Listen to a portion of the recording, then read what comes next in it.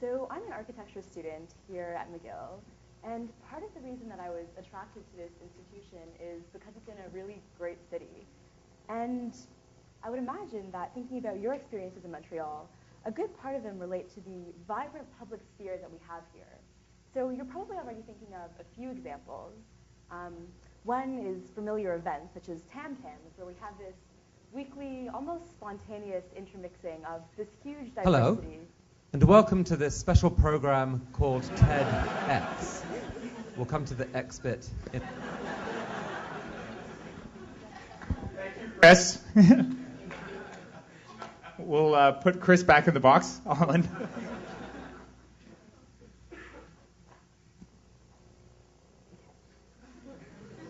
Right. So we have Tam-Tams, which is this incredibly vibrant event, and street festivals, where you have entire streets closed down to vehicular access, being completely appropriated for pedestrian use. Then there's also large annual events, such as the Jazz Festival, and public parks, so large monumental developed spaces. Then there's also commercial public spaces, such as, most famously, the Underground City. But something that's interesting that all of these examples share is that they're all, in a sense, separate from our daily experience of the city, so from our daily routines, either spatially, so in a large park, or temporally, so as a short event, or programmatically, so being primarily commercial. But I think that the pulse of our city is actually the strongest along these densely developed commercial axes. And something that I've been noticing is that we actually have quite a problematic lack of non-commercial public space integrated into these commercial streets. So we end up with a situation where along busy strips of commerce and restaurants and bars, it's nearly impossible to go to the washroom or meet a friend or just do some work without being obliged to consume. And there are actually literally signs indicating that this is a problem. So the need for these anti-loitering and anti-toilet frequenting signs make it quite clear that these are activities that people want to do in these spaces. And you've probably experienced this becoming particularly acute in the wintertime, where in Montreal, like many cities that experience extreme climate conditions, we have this severe contraction of our public space during the cold months. I find that we treat this time as a period to be temporarily endured and almost hibernated through. So I think obviously this is to do with the weather and primarily the cold, but you might be familiar with a Norwegian adage which states there's no such thing as bad weather, only bad clothing. So similarly, I think this could be taken to say there's no such thing as a bleak season, only a community inappropriately designed for that season.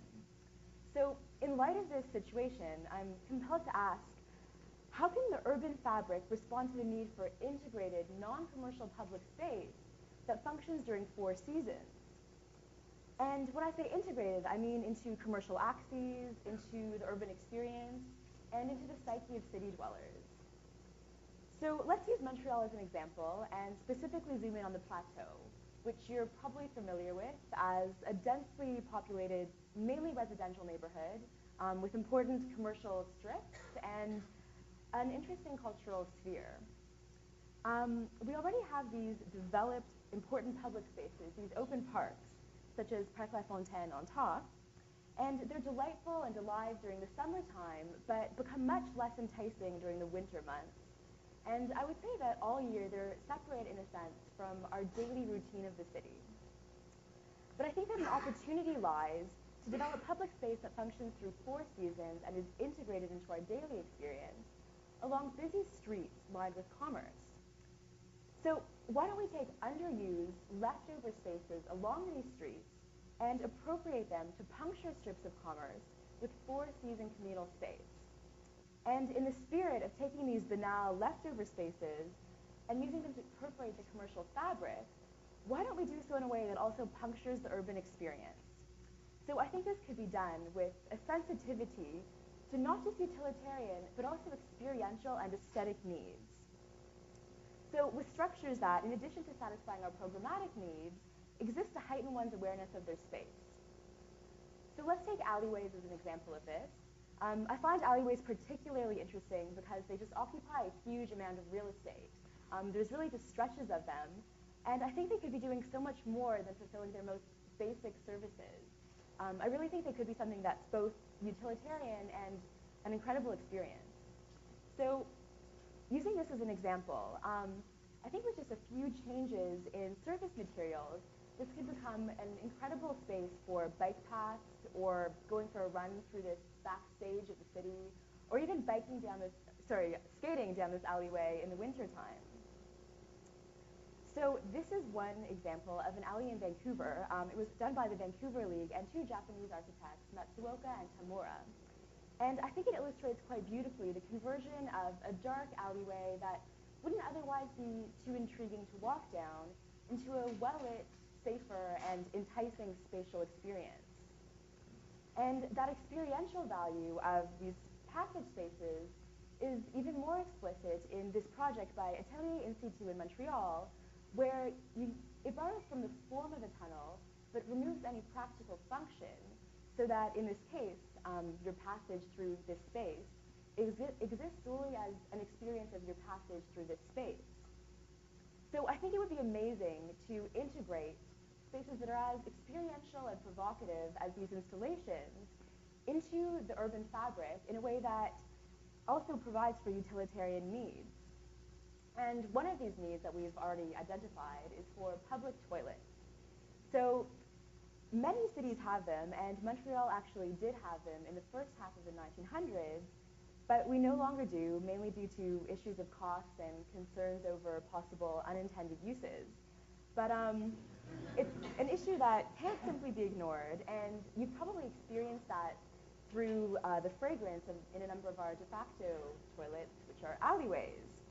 And I think it would be interesting to integrate this amenity into appropriate alleyways that are being used for this function anyways. So this is one that you may recognize, and I think it would be a great place to start providing public toilets. It's at the corner of Saint-Laurent and Prince Arthur, so the heart of a popular clubbing district in the city. So just imagine that you're heading home after a long night of liquid consumption, and instead of trying to get the key to a washroom at a cafe or using one of our de facto public toilets, there's actually this sort of maintained urban outhouse integrated into an alleyway, which comes to mind for this anyways. So a lot of this isn't just about making better use of a framework that already exists.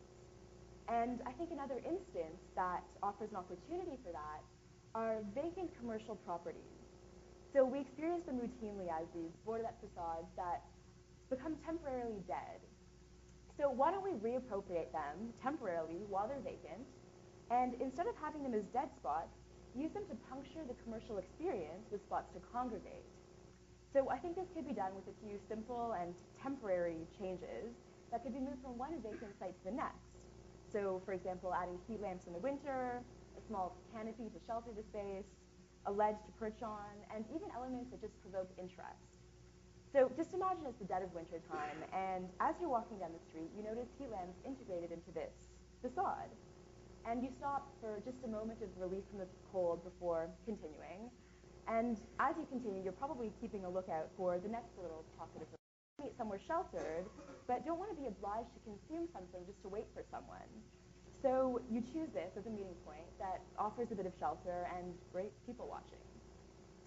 So these facades hold the potential to infiltrate the commercial fabric in a transient way, but in order to fully respond to the need for integrated, non-commercial, four-season public space, I think there's also a need for larger anchors that are more permanent. And I think an opportunity to do this lies in hovering above spaces.